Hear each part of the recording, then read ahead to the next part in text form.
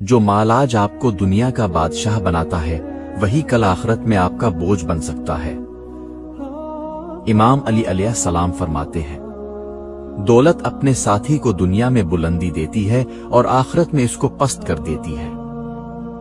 مختصر مفہوم، اس فرمان میں حضرت علی علیہ السلام نے دولت اور مال و متاع کے دوہرے اثر کو بیان فرمایا ہے۔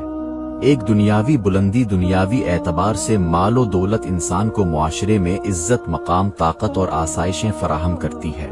لوگ صاحب ثروت شخص کی احتراماً تعظیم کرتے ہیں اور وہ ظاہری طور پر دنیا میں اونچا دکھائی دیتا ہے۔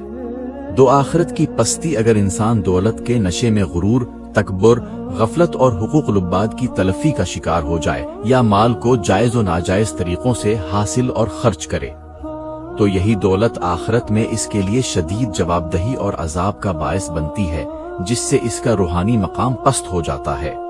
بنیادی سبق اس قول کا مقصد دولت کی مطلق مذمت کرنا نہیں، بلکہ یہ خبردار کرنا ہے کہ اگر مال و دولت انسان کو خدا ترسی اور آخرت کی فکر سے غافل کر دے تو دنیا کی یہ عارضی بلندی آخرت کی دائمی پستی میں بدل جاتی ہے۔